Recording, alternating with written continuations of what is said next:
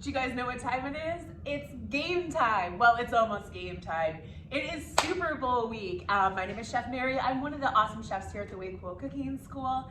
And today I wanted to show you how to make these delicious Yardline dipped Oreo snacks. Okay, so let me just kind of show you here up close. I have got a cutesy dipped Oreo with some green candy melt. And what we're gonna do is we're gonna take some white candy melt and we're gonna draw on the yard lines on here. So we're gonna get the 20-yard line, the 30-yard line, the 40-yard, you get my drift.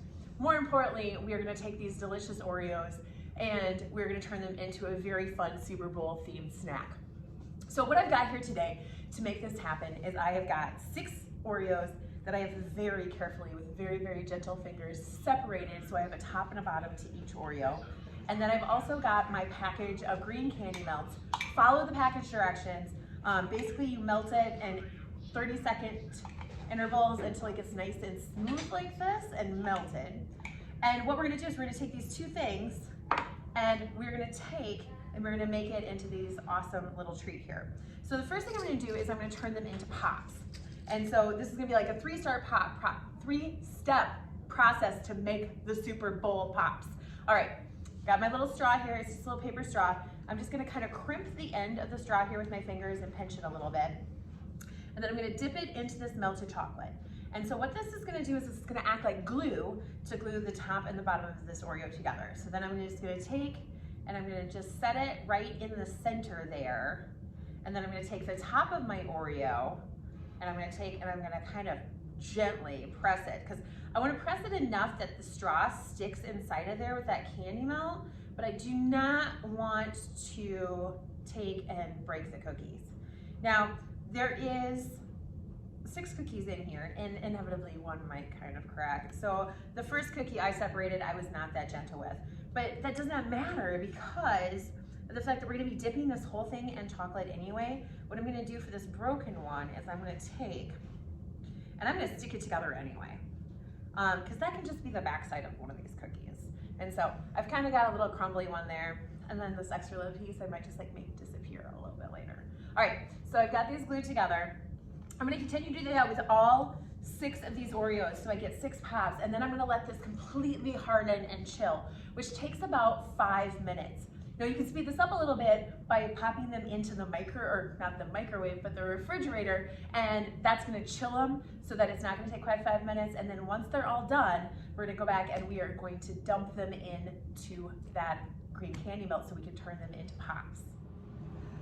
I've let these Oreos set up in the freezer for just a few minutes, and now they are really stuck on these sticks, which is good because I wanna make sure that they don't fall off into my green candy melts for the dipping part of it. In the microwave right now, you can hear the beeping in the background, and that is I am getting my white chocolate ready to go. So in the kits that we have this week for our Super Bowl treats, we've got a piping bag that has just a little block of white candy melt in it.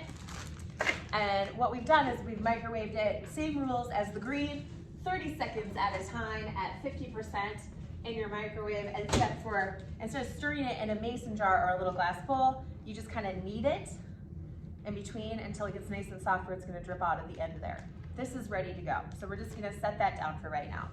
What I'm gonna concentrate on is dipping these Oreos, which is why I'm gonna opt out of the spoon for this one, and I'm gonna grab a forklift. Literally gonna grab a fork to lift the Oreo out and help me out here a little bit. So I like using the mason jar because you can kind of tip it and it stays pretty cool to the touch here after sitting there, so it's a little bit easier. And what you want to make sure you do, and this is kind of with everything that we do, is you don't want to get too much chocolate on it. You want to make sure that you have enough to cover the Oreo, but you don't want to have it like so it's like pooling all over the place. So I just kind of wiggle it here. And if your Oreo would tend to like feel like it's loose, that's where you stick your fork in and you help your fork, and then I like to pick the prettiest side and I'm gonna make that the top.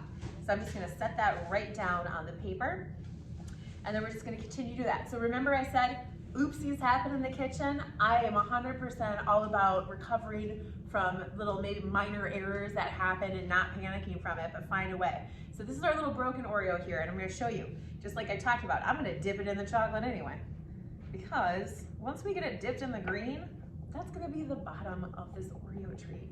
And no one's gonna ever see it because it's gonna be covered in green chocolate. So candy melts, it's dipped, we're good to go. Set that down. I'm gonna continue to do that with all of these Oreos that I have here on my lolly sticks, using my fork if I need its help. And then I'm gonna take and I'm gonna keep them on this parchment paper. And I'm gonna move the whole sheet of parchment paper very carefully back to the refrigerator and let those set up. And then we're gonna decorate with our melted white candy. Well, our Oreos have set up completely. They are cool, definitely to the touch. And now it is time to decorate them to make our yard line pops. So what I found when I was practicing doing this is, once you get this melted in here, is you want to make sure that you definitely are holding it upright, vertical. And then we're going to squeeze from the top gently. And when you're working with this candy, I cut just the tiniest little bit off of the end of this at first to do the numbers on here, like 2 millimeters tiny. Because what you're going to do is, I would recommend practicing on the side of this parchment paper here to kind of get your numbers game down so you can write your numbers on here. And so I'm just going to take and make sure that it's coming out at the consistency that I want. Okay, that looks good. All right, so what I'm going to do now is I'm going to take and I'm going to go in, and you're going to notice as I'm doing this is I'm kind of using my elbow to help prop myself up on this, and I use my non-writing hand to help guide this so that I don't shift around too much. And then I'm just gonna let this white candy melt fall. So I barely have to squeeze it at all. And I'm gonna take and I'm gonna draw out the letters, or the numbers I should say. And I'm gonna start here with the 40-yard line, right there. So we're gonna go here. So I got my 4 and my 0, gentle, I'm trying not to shake here. Then when you get to the end of your number, what you're gonna do is you're gonna take and you're gonna stop squeezing, and I kind of am like, ta-da, and I back away from it so that I don't get any of the chocolate to drip all over the place. Then, what we're gonna do is, once I get all of the numbers done here, then you just go back in and you're gonna take, and if it's not that wide, you can always snip a little bit more at an angle to get a wider center. But basically what you're gonna do is, in between the 2 numbers, we're gonna take and just draw a line right down the center here.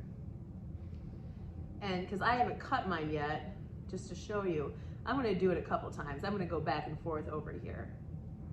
So we're gonna make it look, so the 4 and the 0 are gonna split that yard line, just like in real life here. And then, because these are so cold from the freezer, this is gonna set up really quick. If they are room temperature when you go to decorate them, this can take a full probably 10 minutes to fully set and be finished. But you can see, I got my 40-yard line ready to go, and then you just continue and do that with all of them.